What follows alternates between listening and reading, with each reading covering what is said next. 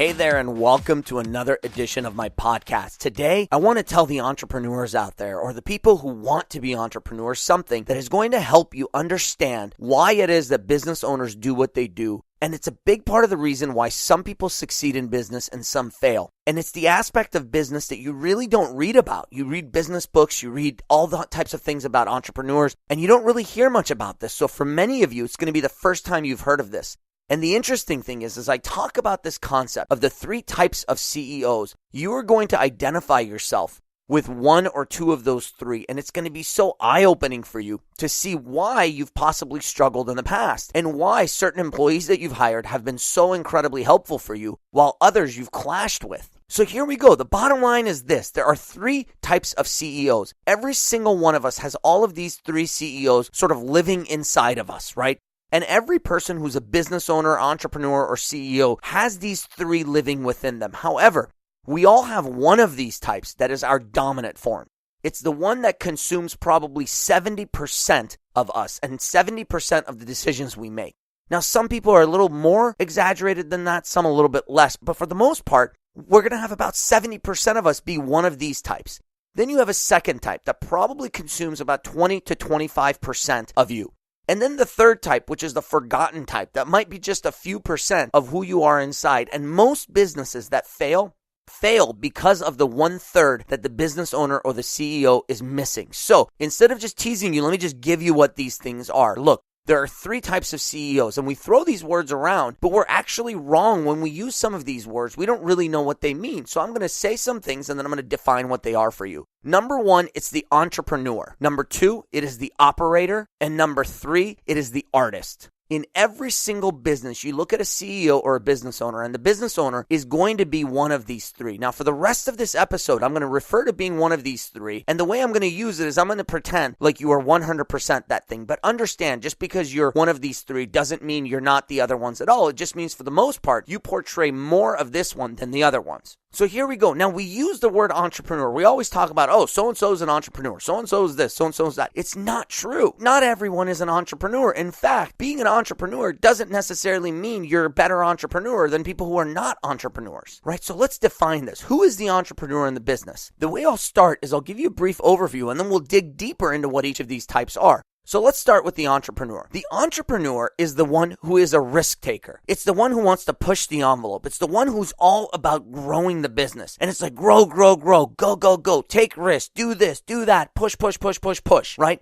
And while we all call ourselves entrepreneurs and for business owners, not everyone is an entrepreneur. And when you hear the other two, you'll start to understand why maybe it's not so good to be an entrepreneur, all right? So the second type is the operator. The operator is the one who is a manager, who likes to manage systems, who likes to manage people, who likes to keep things under control, who likes to have systems for making sure that things are done the same way every single time. The manager is the one who's interested in making sure you get the best possible quality and that everything is going to be successful for the long term. They want that stability. They want the systems in place to ensure your business will thrive in the long term. Then you have the artist. The artist is the one who is all about the cause of the business. Now, we hear artist and we think of people who paint or draw or dance, but in this case, it doesn't have to be that. A dry cleaners can have an artist. A restaurant can have an artist as an owner. A recycling company can have an artist as an owner. It doesn't matter. Whatever it is, it's the person who's all about the art. They're all about the service or the product. They're all about the thing that people are buying from you, right? So they're all about quality. They're all about making sure that you stay true to what this thing is. So to help you understand this, I'm going to give you an example that I use in my book, The Business Bible. By the way, if you haven't read the book, check it out. It's pretty amazing. Got some really incredible things that can help you take your business to the next level. But in the book, what I talk about is this example of a chef, right? And I give some different examples of how a restaurant can be run. So let me give you an example of what an entrepreneur does in a restaurant,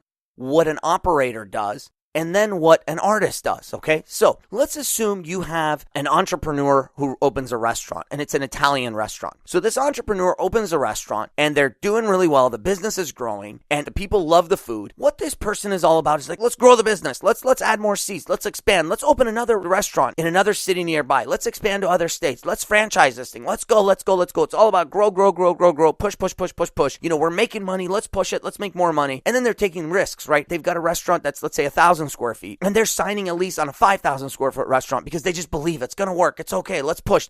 And then one day someone comes in and says, gosh, I really love your lasagna here. But you know what would make your lasagna even better? What would make it even better is if you guys put mushrooms in it. If you put mushrooms in your lasagna, it would be so much better. And the entrepreneur would say, really? Would you be willing to pay extra for the mushrooms? The person would be like, yeah, are you kidding me? I mean, I would love it. Right? So the entrepreneur would run in the back, tell the people in the kitchen, hey, make me lasagna with mushrooms. And then you would serve it to the person, say, hey, what do you think? Oh, the guy, oh my gosh, this is amazing. I'd at least pay an extra $2 for this.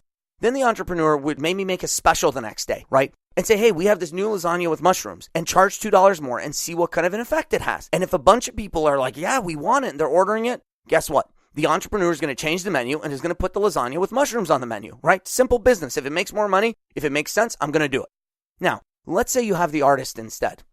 This is where the huge contrast between an entrepreneur and an artist comes in. And let's say the entrepreneur and the artist in this case are business partners. So now, let's say the artist hears the same thing. And the artist hears that this guy has started putting lasagna with mushrooms. And the artist comes out and says, are you kidding me? That is my grandmother's lasagna recipe.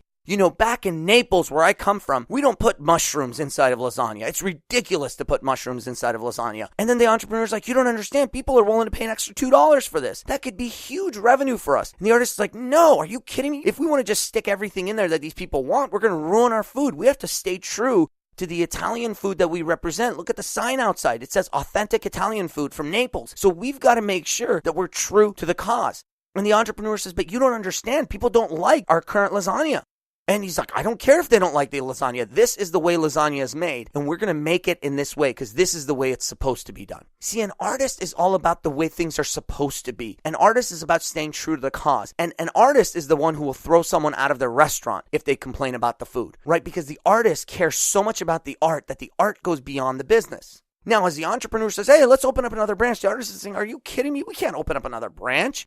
Because there's no way I can work at both of these restaurants. The entrepreneur says, don't worry about it. We'll just hire people. He's like, no, you don't understand. The reason our food tastes so good is because I make all the sauce myself. There's no way someone else in another state or another city can make the sauce the way I make it. The entrepreneur says, it doesn't matter. You'll just teach them. He says, no, I'm not going to teach my recipe to someone. Plus, if I teach it to them, there's no way they can make it as good as me. And while these two are arguing back and forth, let's say they have a third business partner.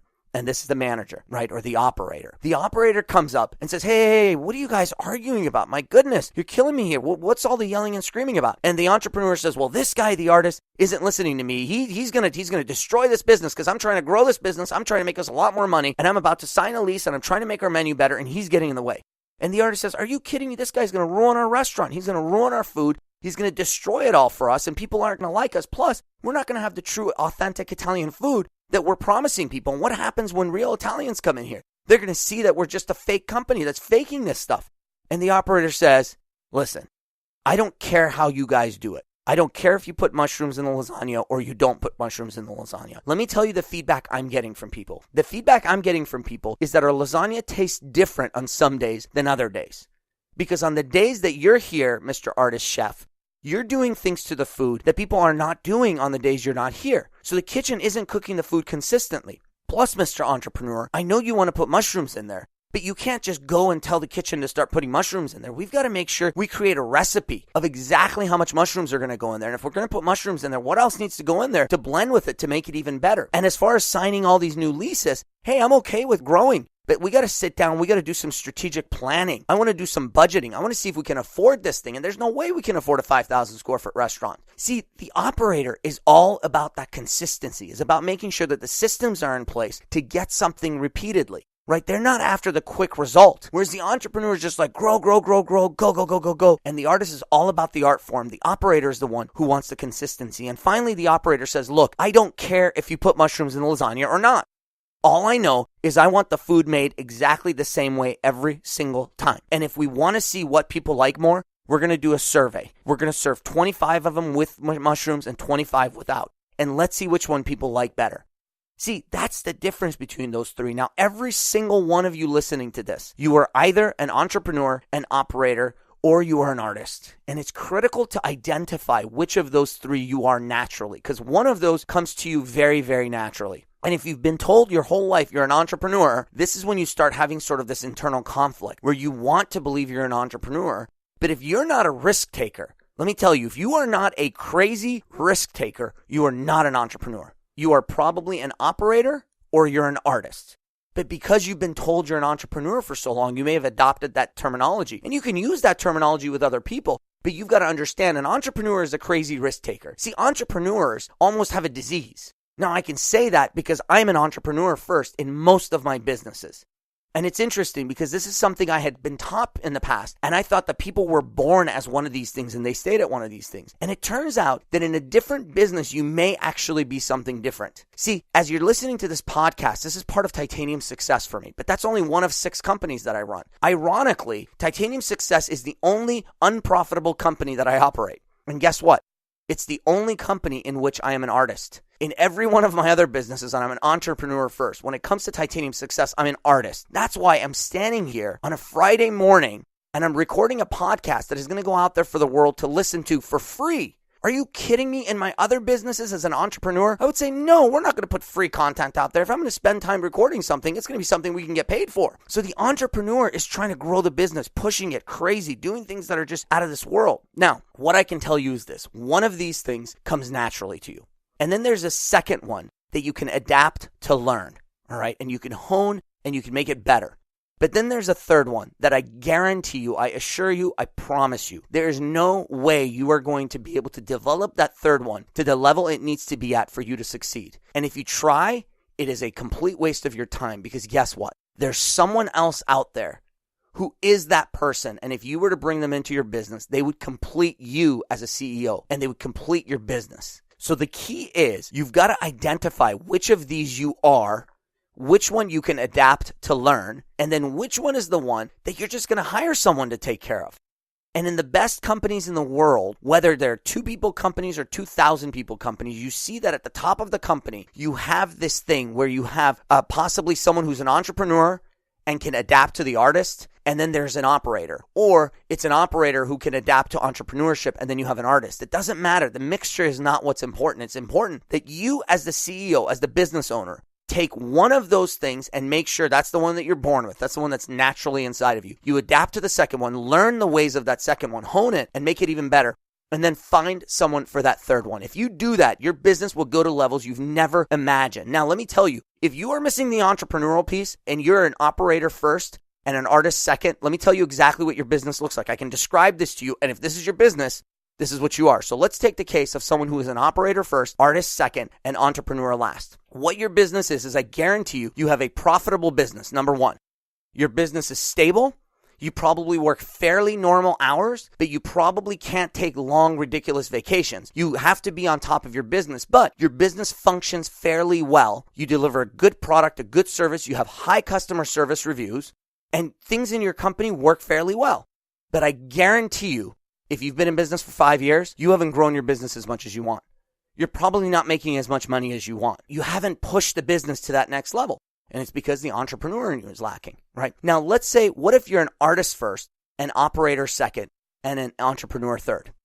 If you're one of these people, chances are you either have a business that does not make you a profit or just barely pays for your living expenses. However, I guarantee you, you make a damn good product or service. If you own a restaurant, I want to eat at your restaurant. Let me tell you, if you are an artist first, operator second, entrepreneur third, I would love to eat the food that you make. Now, by the way, you might not even have great customer service reviews. Not as good as the operator, and it's odd. But that's the thing is, see, you don't care necessarily what the customer says. You care about doing it the right way. So if you own a restaurant, I bet you make amazing food. But I bet you'll refuse to serve a customer if they do something that you feel goes against what you're supposed to be doing. But that's where you're at if you're in that scenario. Now, let's say you're an entrepreneur first, an artist second, and an operator third.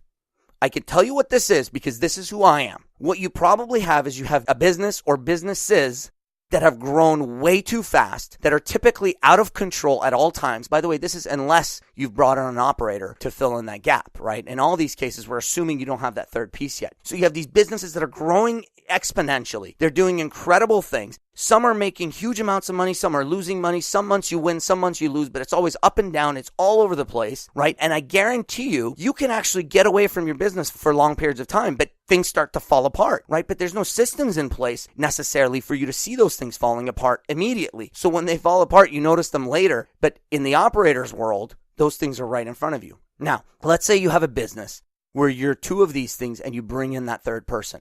Now what it means is in your business, you're growing at a steady pace.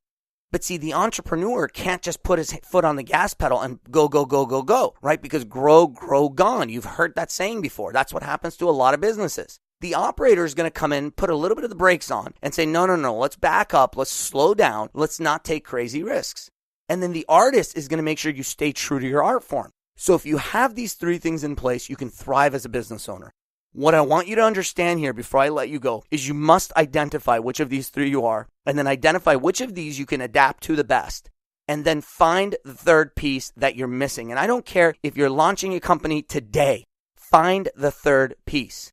And when you find that third piece, you are going to see exactly what it takes to succeed. And you're going to want to make sure that you put those pieces together. And even if it's just bringing in a friend, if it's bringing in a spouse, it's bringing in someone just to make sure that they put you in your place and they check you every once in a while. And if you have a business that's been going for a while, what you need to do is find that person, hire them, bring them in, and give them control. Because here's the trick with this. The last thing I'm going to leave you with is if you hire that person who's that third missing piece, I guarantee you will clash with them. But tell them that you understand you're going to clash. And make sure you understand that when you clash, you can't override all their decisions. Because if you're an entrepreneur, you bring on an operator is going to disagree with you often. But you're going to have to back off and you're going to have to let them win some of the arguments even though you're the big boss. All right? And by the way, any of you who've ever had a business partner and you clashed, but you made a lot of money, this is probably why.